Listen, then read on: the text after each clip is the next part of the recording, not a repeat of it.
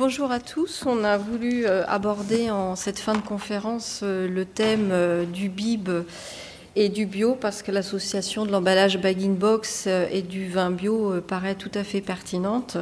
Et on a souhaité donc développer les différentes raisons de cette pertinence. Dans un deuxième temps, on reviendra plus sur des aspects un peu plus techniques et Valérie abordera donc les contraintes techniques qui sont liées au vin bio. Et enfin, dans une troisième partie, à la fois Valérie puis Frédéric aborderont les différents leviers sur lesquels il est possible d'intervenir pour améliorer, optimiser la conservation du vin dans l'emballage BIB. Et éventuellement aussi les différents arbitrages sur lesquels on peut jouer pour améliorer cet aspect des choses, qui est important pour les vins conventionnels et qui le sera d'autant plus pour les vins bio. Donc si l'on veut revenir aux différents facteurs clés de réussite entre l'association emballage bag-in-box et vin bio, on peut déjà partir d'une partie générale, revenir sur le BIB et ce facteur économique en disant qu'il est véritablement un créateur de marché. Donc effectivement, ça a été évoqué en début de matinée par Caroline Blo qui vous a montré que cet emballage bag-in-box connaît une croissance importante depuis un certain nombre d'années. On parle d'une croissance à 2 chiffres, c'était sur un certain nombre d'années de environ supérieur à 15%, à peu près 18% de croissance. Cette croissance se poursuit toujours sur l'année 2011. Et donc, ce qu'il est intéressant de mettre en parallèle avec cette croissance de l'emballage bag-in-box, c'est que, en fait, elle a été analysée, cette croissance, et que c'est vrai que les 2/3 ont été de la croissance de la consommation du vin et de la croissance du bag-in-box étaient liés pour les 2/3 à des gains sur d'autres contenants, notamment on pense au cubiténaire. Mais l'aspect le plus important, c'est de dire aussi que pour 1/3 de cette croissance, eh bien, elle est liée à l'augmentation de la consommation du vin grâce à l'emballage bag-in-box. Donc tout simplement, si on veut mettre un parallèle au niveau des chiffres et globalement dire que sur l'année 2010, il y a eu environ 500 millions de litres de vin qui ont été remplis en BIB, et bien sur cette partie, on peut estimer qu'environ 160 millions de litres ont été donc produits et consommés en plus grâce à cet emballage bag-in-box. Donc c'est un facteur non négligeable sur l'augmentation de la consommation du vin sur la France. Toujours facteur économique que l'on peut mettre en parallèle avec cet emballage créateur de marché, c'est aussi de s'intéresser au marché des vins bio. Alors globalement, on peut dire que la consommation et la demande en termes de produits bio est en forte croissance depuis un certain nombre d'années. 2009, le chiffre d'affaires pour les produits bio, tout confondu, là je ne parle pas que du vin, a connu une croissance de presque 20%. Donc le vin bio n'est pas en marge de cette croissance et donc si vous regardez le graphe qui apparaît sur l'écran, vous pouvez constater que la production française de vin bio est en forte croissance avec une accélération depuis 2009 puisque quasiment elle double en 3 ans, passant de moins de 60 millions de litres à plus de 120 millions pour l'année 2012 en estimation. Ce qui représente en termes de colle une quantité de 77 millions qui passerait à 172 millions de colle pour l'année 2012, donc qui représente une croissance non négligeable. Donc sur cette partie de la production, ce que l'on peut dire et ce qui ressort, c'est qu'environ 76% du vin est conditionné dans bouteilles vertes, 17% en vrac et il y a quand même malgré tout 7% déjà conditionnés en bag-in-box. Deuxième aspect par rapport à la production française de vin bio, l'essentiel à hauteur de 60% est dédié au marché national et les 40% restants allant à l'export. Et parmi les pays importateurs, l'Allemagne représente le premier pays importateur de vin bio, alors à la fois de la production française, mais aussi de la production de vin bio des différents pays européens. Donc derrière l'Allemagne, on voit également les États-Unis, la Suisse, le Benelux et également les pays scandinaves. Donc justement, si on veut s'intéresser à l'exemple des pays scandinaves, qui est quand même une zone géographique très caractéristique et très spécifique pour l'emballage bag-in-box, puisque l'acceptation d'emballage bag-in-box sur cette zone, je crois, bat tous les records au niveau mondial, en tous les cas en termes de pourcentage. Comme vous pouvez le constater, au Danemark, on atteint quasiment 30% de la consommation de vin qui est faite à partir de bag-in-box. C'est 40% pour la Finlande. Et on atteint presque les 60% à l'heure actuelle sur la Suède. Donc, ce qui est un exemple très, très spécifique pour le bag-in-box. Si l'on met en parallèle cet aspect, l'augmentation de la demande en termes de consommation de vin bio sur cette zone géographique, puisque chaque année on constate que les différents monopoles d'État font des appels d'offres spécifiques pour référencer des produits, des vins bio. Donc si on met en parallèle ces deux critères et que l'on met aussi en valeur le fait que la zone des pays scandinaves est historiquement une zone où la conscience environnementale s'est développée de façon assez importante, eh bien on peut se dire que sur cette zone géographique, probablement le bag-in-box et le vin bio connaîtront une progression dans les années à venir encore, ce qui est aussi valable pour d'autres zones géographiques.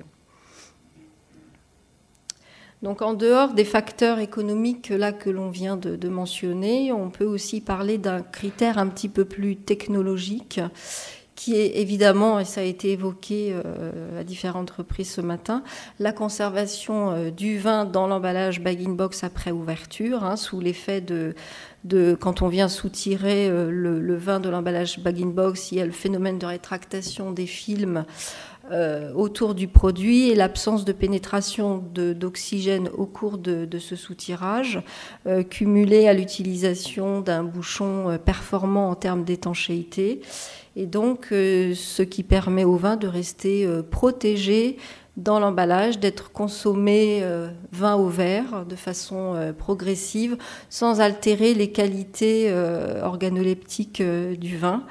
Ce qui présente effectivement un avantage déjà pour les vins conventionnels, bien évidemment, mais aussi pour les vins bio, puisque notamment il y a aussi un écart de prix entre le vin conventionnel et le vin bio, donc ce sera d'autant plus un critère d'autant plus important pour les vins bio. Après, le facteur technologique, on peut parler plus d'un facteur culturel, global. C'est vrai que j'ai dit tout à l'heure que les produits bio étaient en croissance permanente, que le vin bio aussi.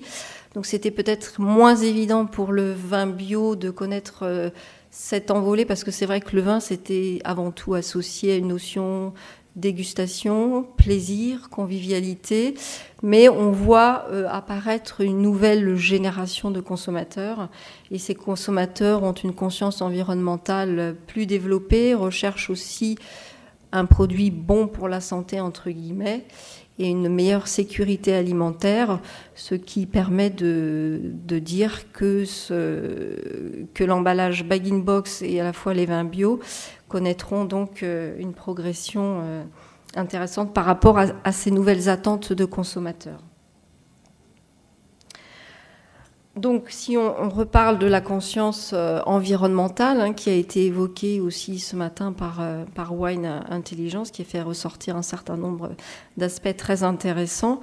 Donc, on peut dire aussi que l'emballage bag-in-box, alors aussi toujours entre guillemets, on peut parler réellement d'un emballage entre guillemets écologique avec un vin écologique. Donc c'est vrai que si on se compare à la bouteille verre, il y a une étude qui a été menée en 2010 par Bio-Intelligence et qui a donc mené une analyse de cycle de vie comparative entre différents contenants, donc bouteille verre, bouteille PET, bag-in-box, brique, et qui a donc fait ressortir comme résultat que l'emballage bag-in-box avait une empreinte carbone inférieure à notamment de 5 fois par rapport au verre. Donc, ce qui représente aussi un argument important par rapport à cette nouvelle conscience environnementale. Donc, cette étude, je rappelle, était menée pour pour le conditionnement du vin sur la zone géographique de la Norvège et de la Suède. Donc cette empreinte carbone sera évidemment d'autant plus optimisée que la taille de l'emballage sera importante, hein, comme vous pouvez le constater sur le graphe.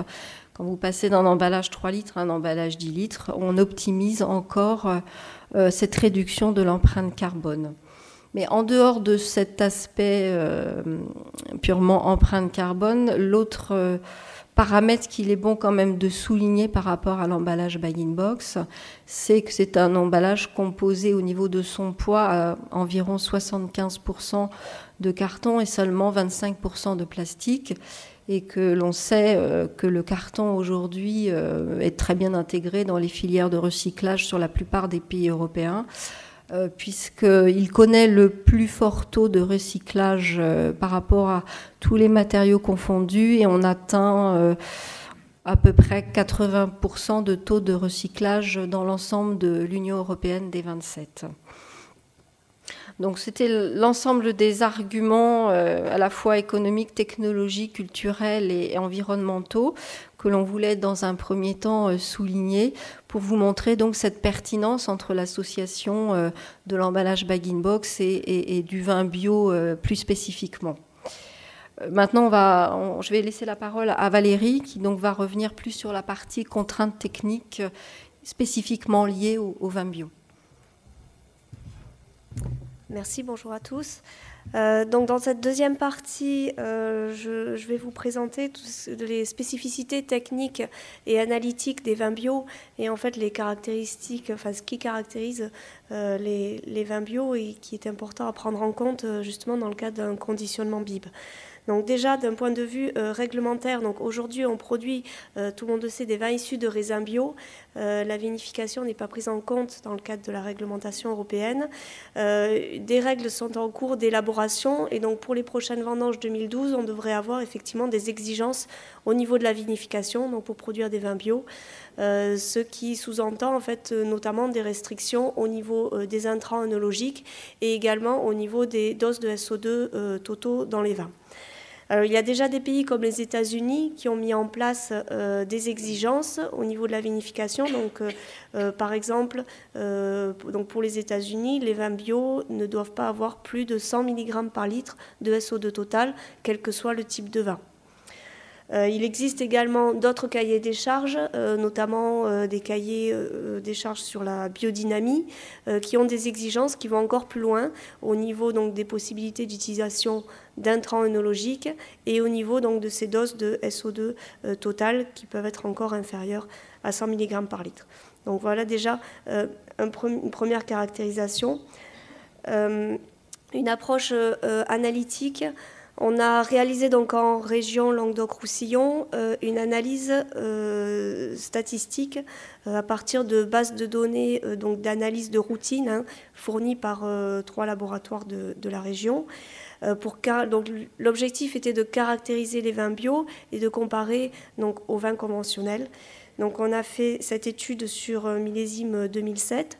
Et donc, on a vu notamment que sur l'acidité des vins, vous avez donc les vins bio en bleu. Oups, pardon, je reviens. Voilà. Vous avez les vins bio en bleu. Donc, l'acidité des vins bio est ressortie donc plus forte que les vins traditionnels et donc des pH plus faibles. Donc là, ces différences se sont révélées statistiquement significatives. Donc que ça soit de par des pratiques de vinification, mais je pense aussi de par des pratiques culturelles, c'est un aspect intéressant, notamment pour la stabilité microbienne des vins. Toujours dans le cadre de cette étude qu'on a menée en région, donc là à partir des analyses après-mise de SO2 total, donc on a là vous avez deux graphiques pour des vins rouges avec les niveaux de SO2 total et de SO2 libre. Donc on voit que en fait les vins bio sont sur des valeurs qui sont plus faibles sur le SO2 total et sur le SO2 libre que les vins traditionnels. Donc si par exemple je prends une valeur de SO2 total de 75 mg par litre, on voit que 80% des vins bio sont inférieurs à cette valeur, alors qu'on a à peu près 60% des vins traditionnels. Pareil pour le SO2 libre, si je prends une valeur de 20 mg par litre, qui sont des valeurs conseillées en vinification pour garantir la stabilité des vins après mise, on voit qu'on a 50% des vins bio qui sont, la moitié des vins bio de cet échantillon analysé qui sont inférieurs à ces valeurs, alors qu'on a seulement 5-10% des vins traditionnels. Donc en pratique, en bio, on est sur des valeurs plus inférieures qu'en traditionnel. On a 80% des vins bio rouges qui sont à moins de 75 mg par litre de SO2 total. Et là, il n'y a pas des graphiques pour les blancs, mais on a 60% des vins blancs et rosés qui sont à moins de 100 mg par litre de SO2 total. Donc c'est un paramètre aussi à prendre en compte pour le conditionnement BIB. Alors, quels sont les leviers qui permettent de prolonger la durée du vin en BIB et la durée du vin bio en BIB? Donc, la durée de conservation, on l'a évoqué un petit peu tout à l'heure. Donc, c'est la période avant que le vin devienne impropre à la consommation. Donc, on a parlé beaucoup d'oxygène, hein, donc c'est lié souvent à ce risque d'oxydation du vin. Donc les conditionneurs, les distributeurs vont fixer en moyenne une durée de vie de 9 mois. On voit sur la courbe bleue qu'en fait on a une variabilité qui est très importante, hein, de plus ou moins 3 mois à peu près. L'objectif en mettant en place des mesures de maîtrise ou des leviers des mesures pour garantir la qualité du vin au conditionnement. L'objectif, c'est donc de minimiser cette variabilité autour de cette moyenne et si on peut, au mieux, d'avoir une moyenne de durée de vie qui soit plus élevée, donc qui peut aller jusqu'à 1 an éventuellement.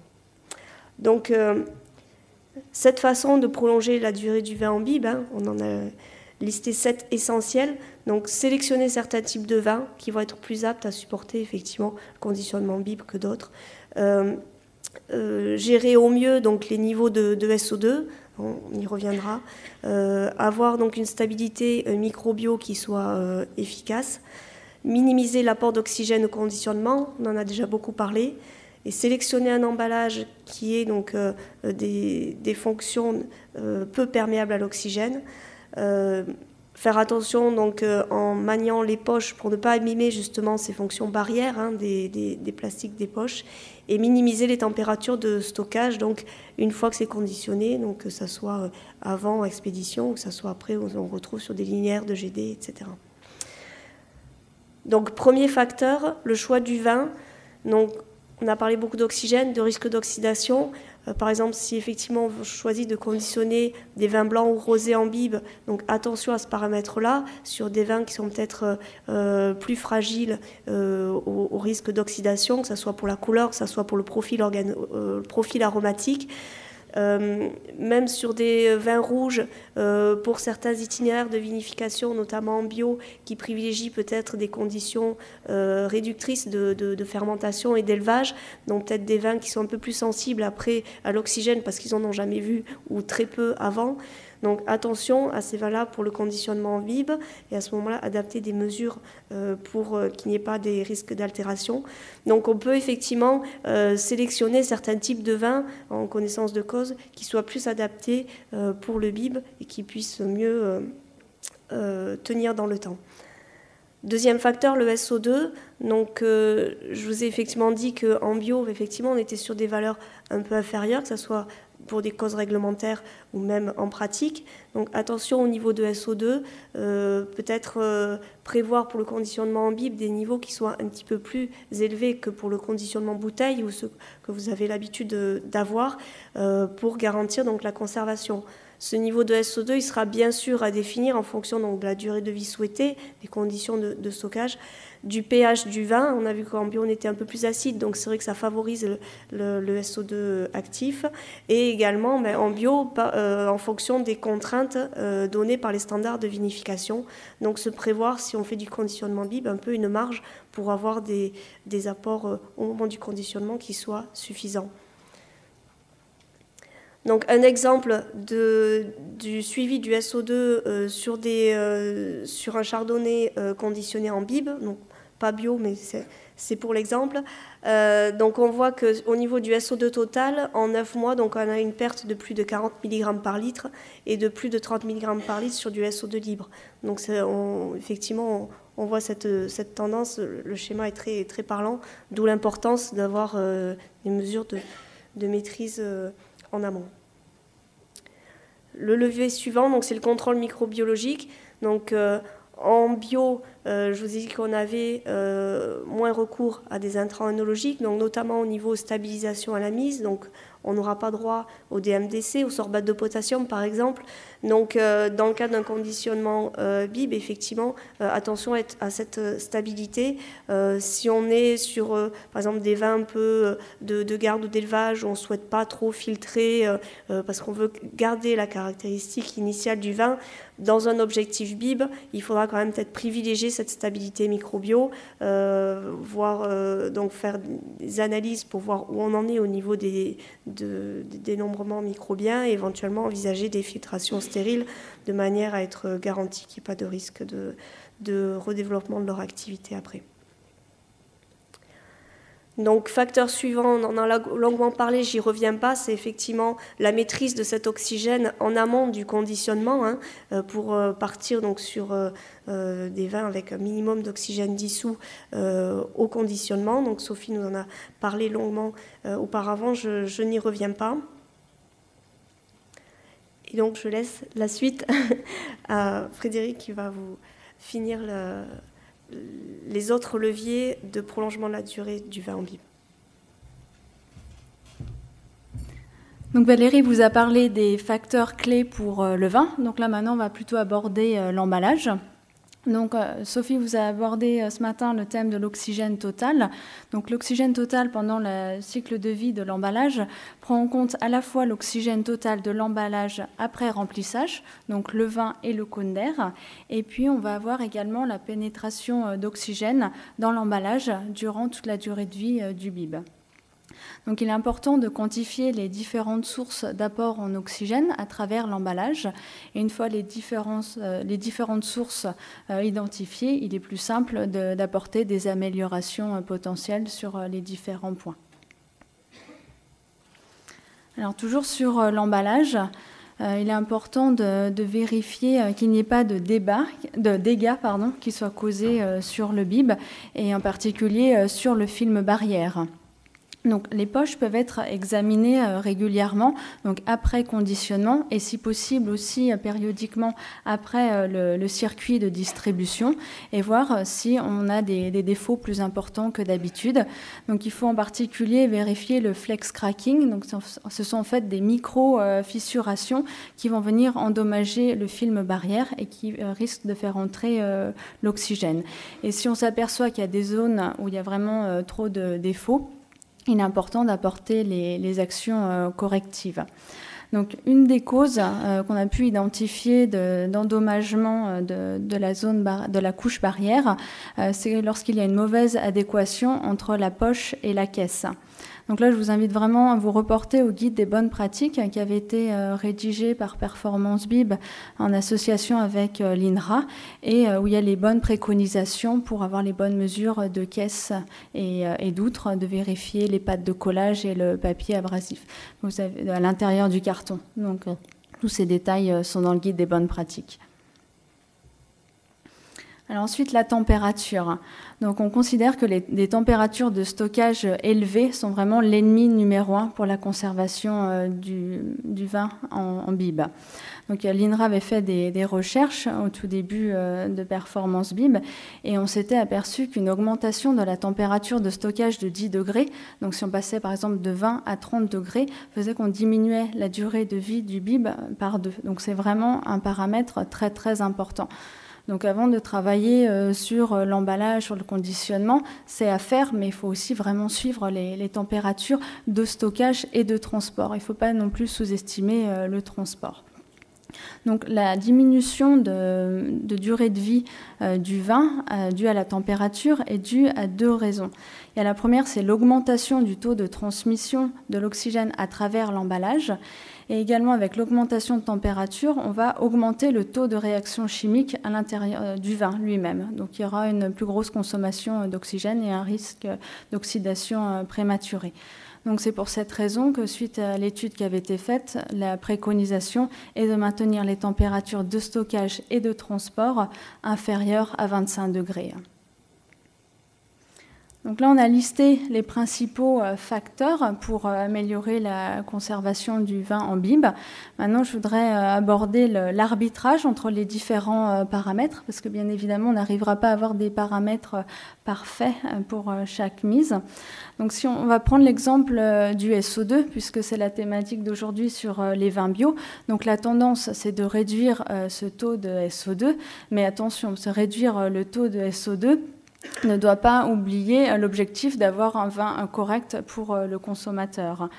Donc, il faut faire attention donc, à l'oxydation et aux micro-organismes qui pourraient donner un goût désagréable au vin. Donc, si un producteur de vin bio décide de baisser la teneur en SO2, il y a deux options possibles, soit accepter une durée de vie plus courte du bib, ou alors avoir une meilleure maîtrise des autres paramètres. Donc c'est ce qu'on va voir maintenant, les autres paramètres qui peuvent compenser cette baisse de SO2. Donc tout d'abord, commencer par le choix d'un vin qui aura subi peu de réactions oxydatives et qui aura un taux d'oxygène dissous bas au départ. Ensuite, avoir une filtration finale adéquate, donc par exemple filtration stérile, et avoir une stérilité de la ligne de conditionnement. Donc stérilité de la ligne, vérifier tous les joints. Sophie vous a parlé ce matin de l'importance de l'étanchéité de toute la ligne et de la bonne hygiène. Bien sûr, minimiser l'apport d'oxygène pendant le conditionnement. On en a parlé plusieurs fois ce matin. Depuis un an, on a maintenant des outils qui peuvent aider à cette bonne maîtrise. Choisir un emballage qui a une basse perméabilité à l'oxygène et manipuler la poche avec précaution, comme on a vu, pour ne pas endommager le film barrière. Et puis, maintenir des températures de stockage et de transport le plus bas possible. Donc ça, c'est un exemple pour les SO2. Bien sûr, si vous voulez adapter ce principe à d'autres paramètres, ça sera le même fonctionnement. Par exemple, si un producteur ne maîtrise pas l'oxygène, il faudra compenser par d'autres facteurs. Et bien sûr, il y a aussi l'option de partir du principe qu'on a une durée de vie plus basse. Mais dans ce cas, il faut avoir une très bonne maîtrise de la distribution et avoir un circuit très court pour que le consommateur puisse consommer le vin rapidement. Donc, le bib a plein d'avantages, mais j'aimerais aussi aborder les limites, vu qu'on est dans l'arbitrage. Donc, c'est sûr que la poche a un film qui a une bonne barrière, mais la barrière n'est pas la même qu'une bouteille en verre. Donc, le bib n'a pas la prétention de vouloir répondre à toutes les demandes de la filière viticole. Et par exemple, si on part sur des vins de garde, c'est clair qu'on va préférer une bouteille au bag-in-box. Et de la même manière, si dès le départ, on sait qu'on ne pourra pas respecter les bonnes pratiques de remplissage, de stockage, il faudra là aussi préférer la bouteille au bib. Donc, en fonction de l'utilisation que l'on souhaite, on peut choisir l'emballage qui est le mieux adapté aux besoins du consommateur et du metteur en marché. Alors pour terminer cette présentation, nous souhaitions revenir sur les points clés pour la réussite du vin bio en bib. Donc comme vous a présenté Florence au tout départ, le bib est un emballage qui a un faible impact sur l'environnement, donc qui est adapté pour un vin bio. Le bib est facile d'utilisation. La durée de conservation est adaptée aux besoins du consommateur et le vin est conservé une fois ouvert. Je crois qu'il faut vraiment insister sur ce point. C'est aussi ce qui ressort des études consommateurs. Mais bien sûr, on a un produit de qualité sous condition qu'on a les bonnes pratiques de conditionnement, de remplissage avec une bonne stabilité microbienne et une bonne maîtrise de l'oxygène. Donc, merci à tous pour votre attention. N'hésitez pas à nous poser des questions si vous avez besoin de plus d'informations. Et puis, vraiment, je vous invite à consulter le site de Performance Bib où vous trouverez de nombreux documents, donc le guide des bonnes pratiques, des informations sur le stockage et le transport, les spécifications techniques, les mesures d'oxygène. Tout est à disposition, donc profitez-en. Merci.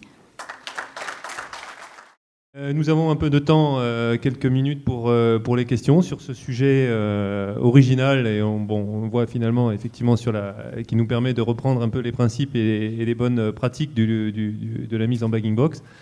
Do you want first to have a comment? Sounds like Il me semble que l'utilisation du BIB pour le vin organique peut être relativement difficile. Est-ce que vous avez des travaux de recherche qui demandent aux consommateurs s'ils comprennent vraiment ce qu'on veut dire par le vin bio? Est-ce qu'on comprend ça? Parce que je sais que c'est un petit peu mélangé dans la tête des gens. Et est-ce qu'ils sont prêts à payer plus pour le vin bio? Qui sont les consommateurs qui achètent le vin bio en BIB? Alors, je vous invite à participer à la conférence demain sur la viticulture bio, puisqu'il y aura une restitution d'un sondage Ipsos que l'AIVB a demandé justement sur la perception des consommateurs du vin bio, donc l'image du vin bio. Au niveau il y a quand même un paradoxe parce qu'il y a deux choses. Il y a ce qui est le coût de production et ce que le consommateur souhaite mettre effectivement pour acheter du bio. Donc globalement, le consommateur est prêt à mettre 10-15% de plus pour acheter un vin bio par rapport à un vin traditionnel. Ça c'est un peu un chiffre d'ensemble. Pour le BIB, j'avoue que je ne sais pas la spécificité du BIB, c'est un chiffre global.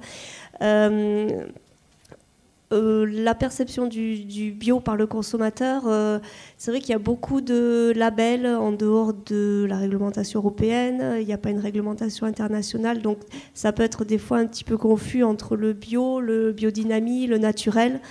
Donc on s'efforce effectivement de communiquer sur ce qu'est un vin bio, notamment dans le cadre de notre salon Millésime Bio.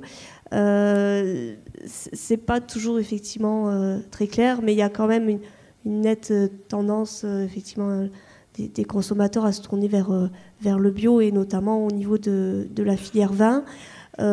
Sur le conditionnement BIB, les producteurs, en tout cas dans notre région, je parle à l'échelle régionale, on est une association régionale, les producteurs utilisent assez régulièrement le conditionnement BIB, notamment pour des vins de cépage, mais je l'ai vu aussi pour des AOC en bio.